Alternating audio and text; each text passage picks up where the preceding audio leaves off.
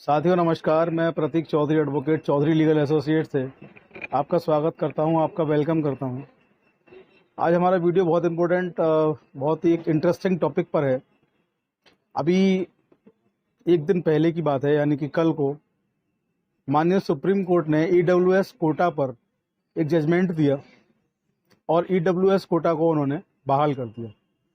तो उस जजमेंट में कौन कौन जजेस थे, उन जजेस के व्यूज़ क्या थे, उन्होंने क्या कहा ईडब्ल्यूएस कोटा के बारे में, और ईडब्ल्यूएस कोटा कहाँ से शुरू हुआ और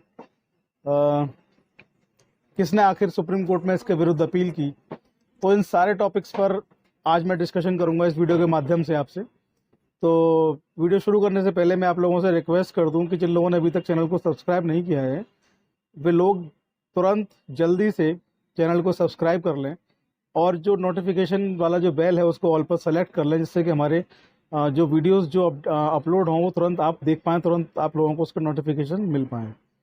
तो आइए ज़्यादा देर ना करते हुए आज का वीडियो मैं शुरू करता हूँ। कल की तारीख थी, माननीय सुप्रीम कोर्ट पर पूरे देश की निगाहें लगी थी। ईडब्ल्यूएस कोटा एक बहुत बड़ा सब्जेक्ट, एक बहुत बड़ा विवाद, एक बहुत बड़ा विषय पूरे भारत में बना हुआ था, जिसको कल माननीय सुप्रीम कोर्ट ने समाप्त कर दिया। 5 जजेस की बेंच ने इसकी सुनवाई की। ईडब्ल्यूएस कोटा में 10% रिजर्वेशन जो सामान्य वर्ग के, सामान्य जातियों के, जो सवर्ण जातियों के जो छात्र और छात्राएं थे, उनको 10% का रिजर्वेशन ईडब्ल्यूएस कोटा के तहत दिया जा रहा था। वर्तमान की केंद्र सरकार ने एक आदेश पारित किया था और उस आदेश में जो केंद्र सरकार है वर्तमान की, उसने जो सवर्ण जातियों के छात्र छात्राएं हैं, जो गरीबी रेखा से नीचे आते हैं या गरीबी रेखा तक आते हैं, उनके लिए ईडब्ल्यूएस कोटा की शुरुआत केंद्र की सरकार ने की और इसके तहत 10% उनको रिजर्वेशन दिया जाने लगा। तमाम सामाजिक संगठनों ने इसका विरोध किया, तमाम संस्थाओं ने इसका विरोध किया, तमाम गवर्नमेंट्स ने इसका विरोध किया और ये विरोध होते होते होते यहाँ तक पहुँचा कि सन 2019 में तमिलनाडु की मौजूदा सरकार ने माननीय सुप्रीम कोर्ट में एक याचिका दाखिल की, जिस याचिका में उन्होंने माननीय सुप्रीम कोर्ट से अपील की कि इस मामले की सुनवाई की जाए और ईडब्ल्यूएस कोटा जो है उसको ख़त्म किया जाए। उनकी मांग थी कि आरक्षण जो है संविधान के अनुसार, जो आरक्षण देने की जो गाइडलाइन बनी संविधान के अनुसार, वहाँ पर ये आया है कि 50% से ज़्यादा, यानी कि 50% से ज़्यादा किसी भी सूरत में किसी प्रकार का आरक्षण नहीं होगा। और वर्तमान में 50% का आरक्षण जो है विभिन्न प्रकार से लोगों को दिया जा रहा है। तो अगर ईडब्ल्यूएस कोटा को भी इसमें शामिल करेंगे तो ये ईडब्ल्यूएस का जो कोटा है वो 10% के हिसाब से 50% की जो सीमा है उसको पार कर जाएगा और संविधान की जो नैतिक मूल्य हैं उन नैतिक मूल्यों का भी ये हनन करेगा। तो इसमें मैं आपको बता दूं, 5 जजेस की बेंच थी जो इसकी सुनवाई कर रही थी और वर्तमान में कल जिस बेंच ने इसमें आदेश जारी किया, उस बेंच की जो अध्यक्षता थी वो कर रहे थे माननीय देश के सर्वोच्च न्यायालय के सर्वोच्च न्यायाधीश माननीय यूयू ललित जी, और दूसरे इसमें जो जज थे रविंद्र भट्ट, तीसरे इसमें जो जस्टिस थे वो थे दिनेश माहेश्वरी, चौथे थे बेला त्रिवेदी और 5वें थे जे.बी. पादरीवाला।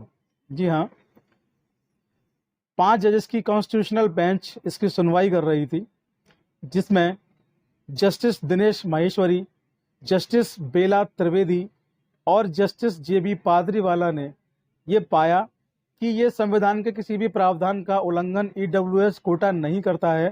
संविधान की नीति जो है, संविधान की जो गाइडलाइंस हैं उनके अनुसार ही काम करता है।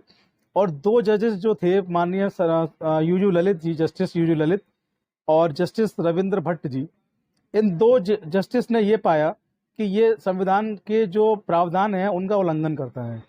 तो सहमति जो है 2 जजेस की अलग थी और 3 जजेस की अलग थी। चूंकि 3 जजेस की सहमति थी कि ईडब्ल्यूएस कोटा बरकरार रहे, इसलिए माननीय सुप्रीम कोर्ट ने 3-2 के बहुमत से, या ये कहें कि मेजॉरिटी के आधार पर, 3 जजेस की मेजॉरिटी के आधार पर ईडब्ल्यूएस कोटा को बहाल कर दिया है।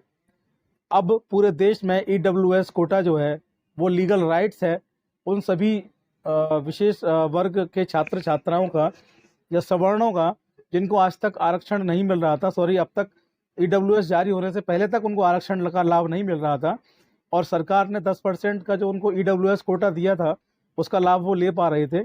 अब उस लाभ को माननीय सुप्रीम कोर्ट ने परमानेंट कर दिया है। अब ईडब्ल्यूएस कोटा का 10% का जो आरक्षण है वे सवर्ण छात्र छात्राओं को, तमाम जो छात्र छात्राएं हैं उनको लगातार मिलता रहेगा। और ये अब भारत सरकार की भी इसमें एक तरह से जीत हुई है और माननीय सुप्रीम कोर्ट की तीन जजेस की बेंच ने इसको 5 जजेस की बेंच में से 3 जजेस के बहुमत के आधार पर इसको लागू कर दिया गया है। तो वर्तमान के हालात ये हैं कि ईडब्ल्यूएस कोटा जो है अब वैलिड है हिंदुस्तान में, किसी भी न्यायालय में विचाराधीन नहीं है।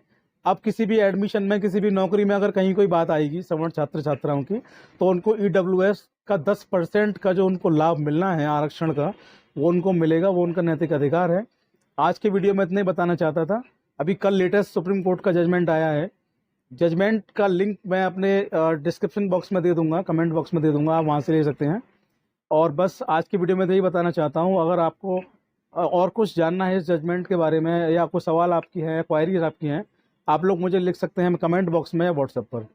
तो बस आज की वीडियो में इतना ही। बने रहिए चौधरी लीगल एसोसिएट्स पर। जय हिंद, जय भारत, नमस्कार।